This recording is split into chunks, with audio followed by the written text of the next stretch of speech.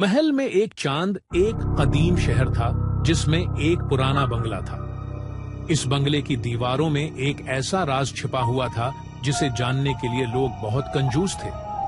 कहते हैं कि उस बंगले की दीवारों में सोना छिपा हुआ है, कुछ कहते हैं कि उसमें एक खजाना छिपा हुआ है और कुछ कहते हैं कि उसमें एक रूह कैद है। इस बंगले में एक लड़का आमिर नाम का रहता था। आमिर बहुत ही दिलचस्प और तजस्सुस से भरा हुआ था।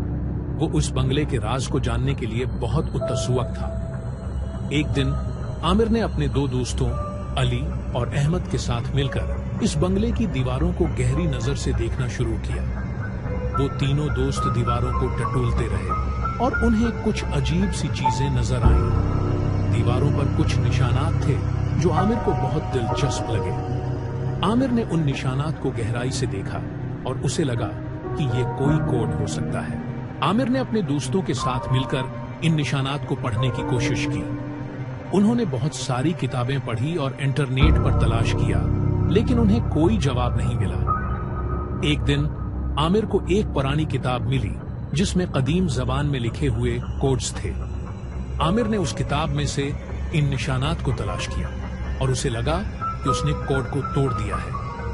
कोड को तोड़ने के बाद आमिर को पता चला कि उस बंगले की दीवारों में है एक राज छुपा हुआ है। ये राज एक खजाने का था जो इस बंगले की बुनियाद में दफन था। आमिर ने अपने दोस्तों को यह बात बताई और वो तीनों दोस्त बहुत खुश हुए। उन्होंने फैसला किया कि वो इस खजाने को तलाश करेंगे।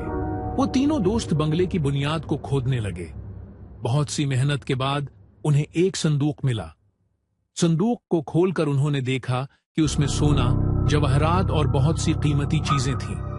आमिर और उसके दोस्तों ने उस खजाने को तकसीम कर लिया। उस खजाने से वो बहुत अमीर हो गए। ये कहानी हमें बताती है कि अगर हम कोशिश करें तो हम कुछ भी हासिल हो सकते हैं, कर सकते हैं। हमें हमेशा नई चीजों को जानने और सीखने की कोशिश करनी चाहिए। नोट: ये कहानी सिर्फ एक अफसाना है और उसमें लिखी हुई कोई भी बात हकीकत पर मबनी नहीं है।